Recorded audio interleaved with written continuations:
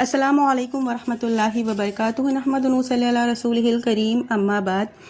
نماز اللہ کی مخصوص عبادت ہے۔ نماز کے اندر اللہ کی عظمت، خشوع و خضوع کا اظہار ہونا چاہیے۔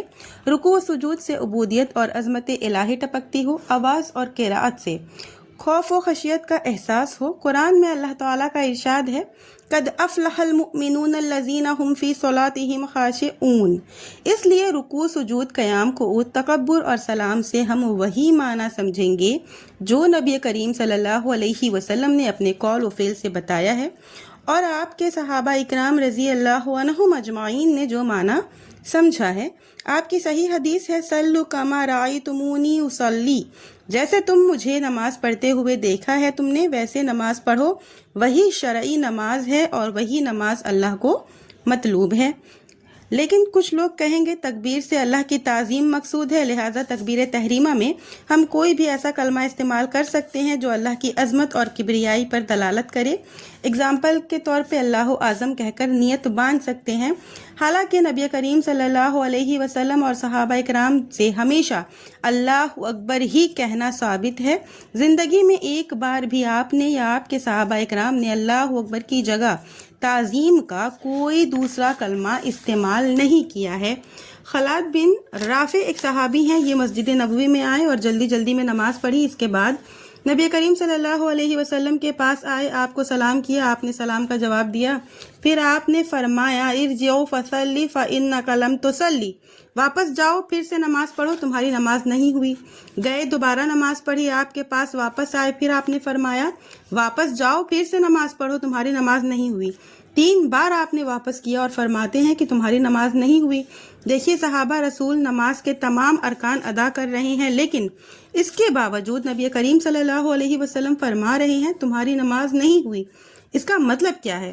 اس کا مطلب یہ ہوا کہ ظاہری نماز مکمل ہونے کے باوجود نماز میں کوئی کمی تھی، وہ کمی بھی کیا تھی؟ تعدیل ارکان کی۔ اس سے معلوم ہوا کہ نماز میں تمام ارکان، رکوع، سجدہ، قیام، قعود، ہر رکن اطمینان کے ساتھ، خشوع و خضوع کے ساتھ ادا کریں گے تو نماز ہوگی، ورنہ نہیں ہوگی۔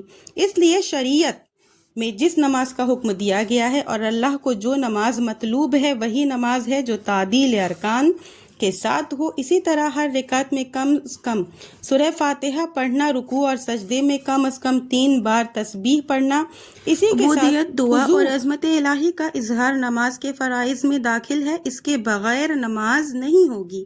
محدثین اکرام رکوع اور سجدہ، ان کے شرعی الفاظ بہت ہیں، ان کا معنی سمجھنے کے لیے ہم لغت کی کتاب ابھی نہیں الٹیں گے پلٹیں گے، بیکاز ویڈیو جو ہے وہ بہت لمبی ہو جائے گی۔ اس کا معنی ہم رسول اللہ صلی اللہ علیہ وسلم کے قول اور فعل کی روشنی میں تلاش کریں گے، جس کی پوری تفصیل حدیث کی کتابوں میں موجود ہے۔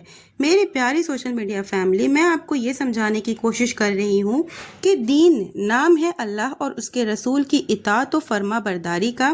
کتاب اور سنت کے اندر آئے ہوئے ہر شرعی لفظ کا وہی معنی مراد لیا جائے گا جو اللہ کے نبی صلی اللہ علیہ وسلم نے اپنے قول اور عمل سے بتایا ہو۔ اپنا معائنہ کریں، اپنی نماز کے لیے اللہ سے دعائیں کیا کریں۔ اگر آپ سے کوئی غلطی ہو تو اللہ سے معافی مانگیں، کیونکہ اللہ سے معافی مانگنا کمزوری نہیں بلکہ سب سے بڑی نعمت ہے، کیونکہ یہ انسان کے اندر زندہ ایمان کی علامت ہوتی ہے۔ جب بندہ اپنے گناہوں کو مان کر رب کے سامنے جھک جاتا ہے تو رحمت کے دروازے کھل جاتے ہیں، چاہے گناہ کتنا ہی بڑا کیوں نہ ہو۔ سچی توبہ انہیں مٹا دیتی ہے۔ اسے ایک بار دل سے کہنا چاہیے کہ یا اللہ مجھے معاف کر دے، وہ یقیناً معاف کرنے والا بڑا مہربان ہے۔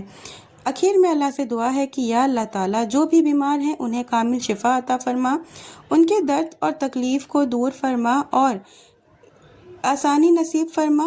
جو لوگ اس دنیا سے رخصت ہو چکے ہیں اللہ تعالیٰ ان کی مغفرت کر، انہیں کی قبر کو نور سے بھر دے۔ یا اللہ ہمیں کتاب و سنت کو سمجھنے، کتاب و سنت پر چلنے کی توفیق عطا فرما۔ ہماری نماز، ہماری دعاؤں، ہماری عبادت کو قبول فرما، آمین۔ وآخر دعوانا ان الحمد للہ رب العالمین۔